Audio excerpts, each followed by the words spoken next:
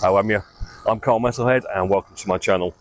Today I'm off to the local cinema to see the Iron Maiden Burning Ambition documentary. So there's been a number of documentaries about the band over the years. I remember back in the day I had the 12 Wasted Years VHS, which was released in 1987 and kind of documented their early years.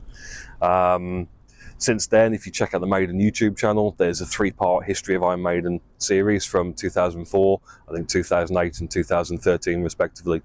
So it'd be interesting to see what new ground this documentary covers. Interestingly, it's the first documentary that hasn't been produced directly by the band, although obviously they've lent considerable support with presumably music, artwork, and obviously hours worth of interviews. Singer Bruce Dickinson has said in press recently that it's a warts and all documentary. From some of the clips I've seen online in the run-up to the release, it definitely looks like it's going to be pulling no punches. So I'm excited to go and check it out.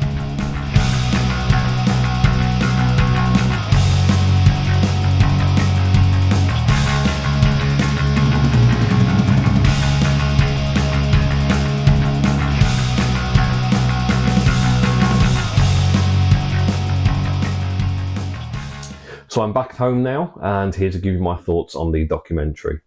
So it's directed by a guy called Malcolm Venville, who incidentally was born and raised in Birmingham, who started out his career as a photographer before moving into directing commercials, and has since made 3 feature films, a bunch of short movies, and 3 books of his photography work. Iron Maiden and metal in general doesn't really get much mainstream exposure, so when a film like this comes out, it really is an event for us metalheads. I went to a kind of early afternoon showing. There was about 10 people in there, which I didn't think was bad for the time of day. But given that the film's going to be in theatres for the next week or so, there's plenty of time for people to go along after work or during the weekends to check it out. So watching the trailer and some of the promotional clips in the run-up to the release of the documentary, it's quite clear that the fans are a big part of the narrative of this film. Something which I was a little reticent about. I've been a fan of Iron Maiden for 30 years myself. I don't need another fan telling me how awesome they are. I know. It doesn't matter if that's Lars Ulrich or Scott Ian, or whether it's some random fan from Peru. But quite cleverly, I think what they did was they used the fans to narrate the documentary and kind of keep it moving along, and explaining kind of what was going on, alongside the voiceover from the bands themselves. Every member of the band, past and present, was given their moment to shine in the documentary. And what was a nice touch was during the credits, the producers thanked past and present members of the bands, as well as memorialising Paul Di'Anno, Clive Burr and Paul Mario Day, who sadly are no longer with us. So the documentary broadly covers every era of the band and the key events that happened during its history. Things like the Satanic Panic in the 80s and Maiden touring kind of lesser visited countries like Poland and Indonesia. And obviously every member of the band kind of gets features as they join and leave over the years. I would have liked to have seen more of the interpersonal kind of relationships between the band members. We were promised a kind of warts and all and nitty gritty documentary about the band. And the most interesting moments in the film for me were when, for instance, there's a scene where Nico talks about Bruce announcing he was going to leave the band and having to sit there for 2 months, while they're on tour, just staring at Bruce every night and thinking he doesn't want to be in the band, and the resentment he had around that.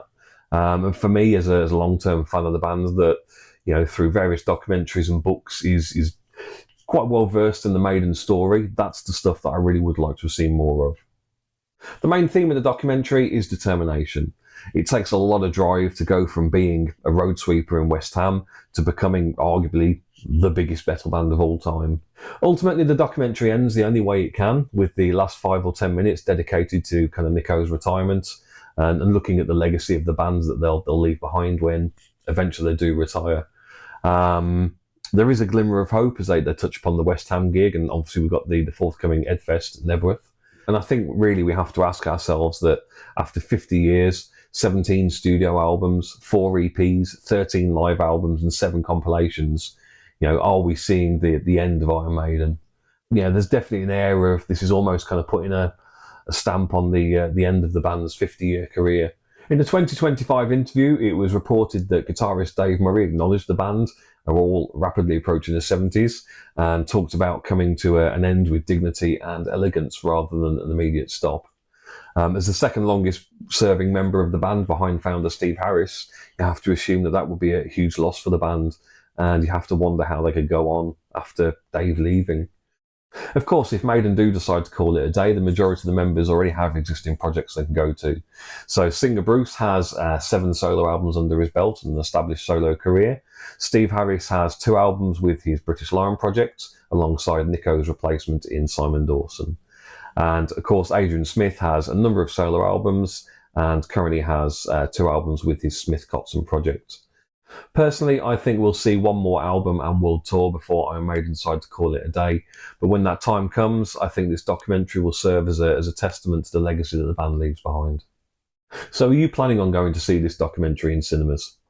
Leave your thoughts in the comments and I'll see you in the next video.